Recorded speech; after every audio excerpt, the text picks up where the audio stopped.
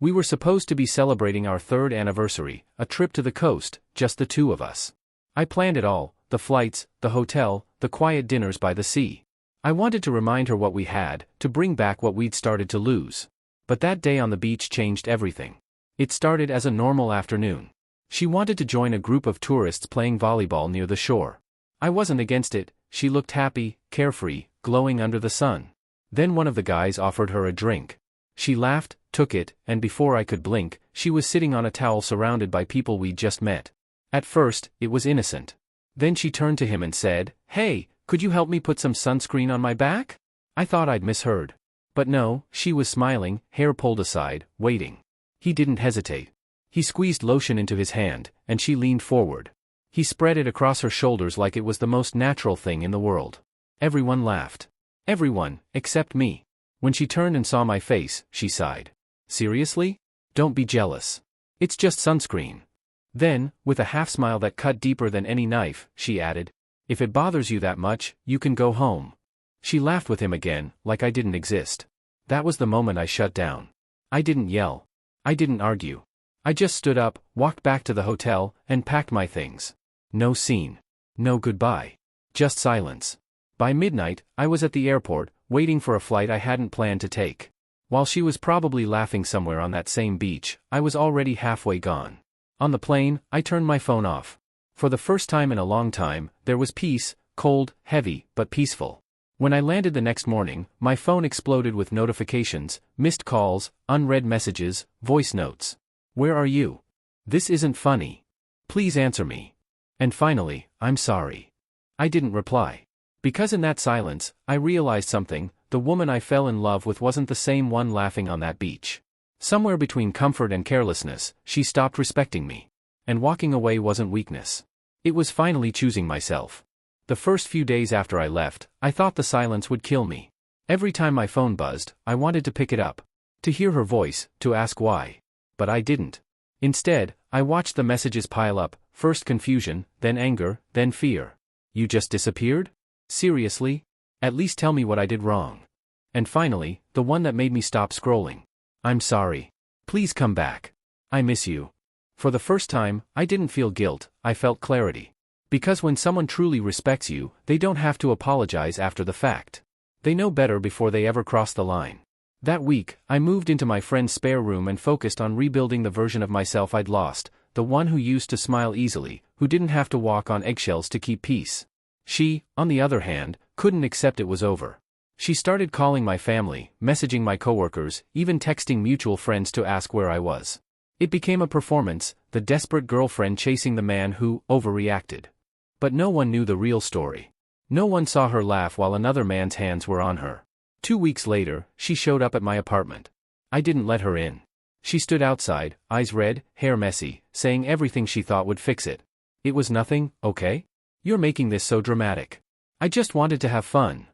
Her voice cracked when she saw I wasn't reacting. Then she softened. "I didn't think you'd actually leave," she whispered. "I thought you loved me." I looked at her and said the calmest thing I've ever said. "I did. But you stopped loving me the moment you stopped respecting me." She froze. Maybe it was the first time anyone had said no to her. Or maybe she finally realized what she'd lost. I closed the door gently, no shouting, no drama. Just the sound of a lock turning, sealing a chapter I'd never reopen. That night, she posted a photo. A beach sunset, captioned, "Some people just don't know how to handle strong women." It made me laugh, not out of anger, but disbelief. Even after everything, she still had to play the victim. But here's the truth she never understood. Strength isn't about laughing while you humiliate someone. It's about standing alone when you could have begged to stay. And that's what I did. I stood alone. Weeks passed. I started going to the gym again, cooking for myself, meeting new people. It wasn't easy. There were nights when her memory still crept in, soft and bitter, like smoke after a fire. But every time I thought of going back, I remembered that beach, and how small I felt watching her laugh like I didn't exist. That memory kept me grounded. Months later, I saw her by accident, in a cafe downtown. She was with someone else. She looked happy, for a moment. Then she saw me. Her smile vanished. I just nodded and walked past. No anger. No pain. Just peace. Because sometimes, walking away isn't about punishing them. It's about finally forgiving yourself for staying too long.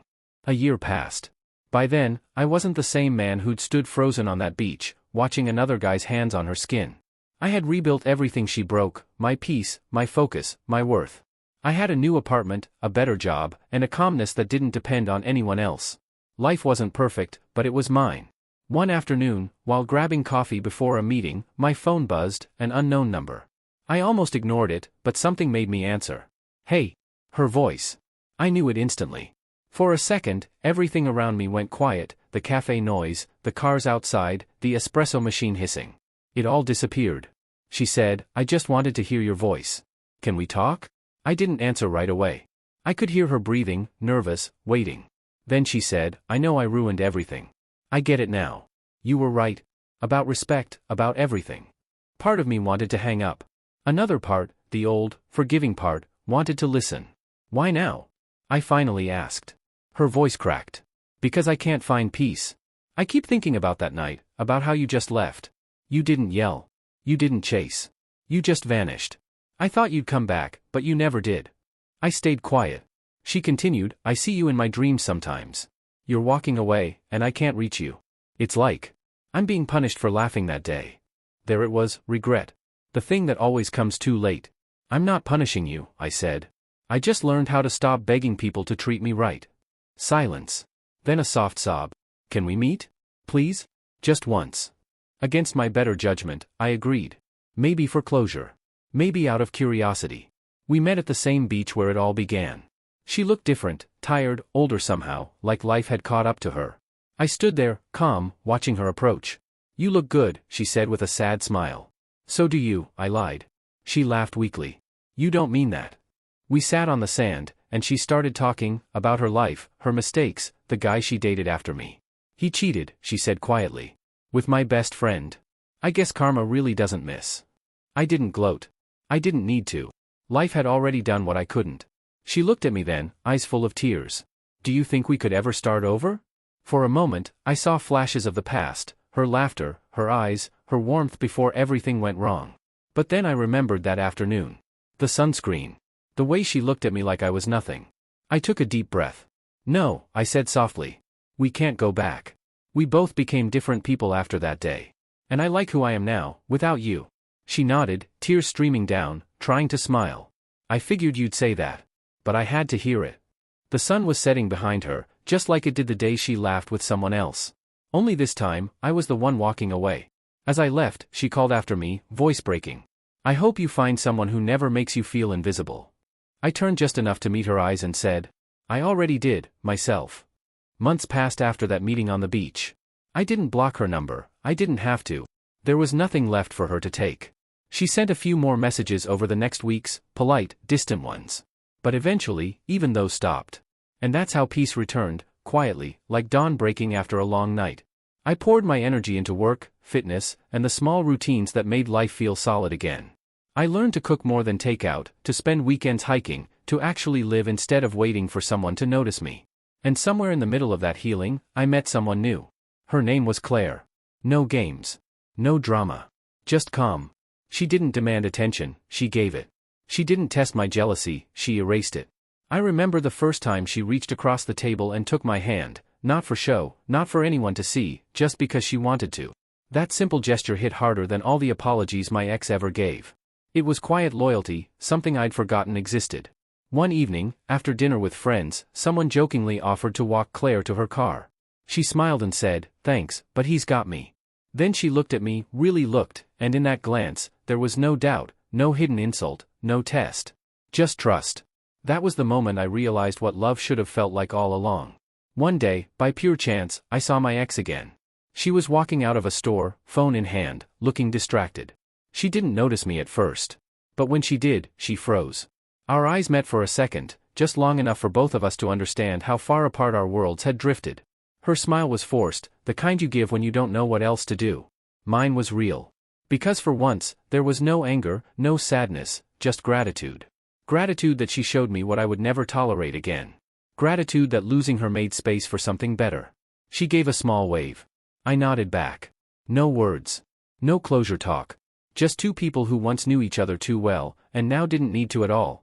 That night, I sat on my balcony, city lights stretching beneath me, Claire's laughter coming from inside the apartment. The air was warm. Peaceful. I realized that my greatest revenge was never about proving her wrong, it was about proving myself right. I was right to walk away. Right to choose silence over chaos. Right to believe that one day, peace would replace the noise she left behind.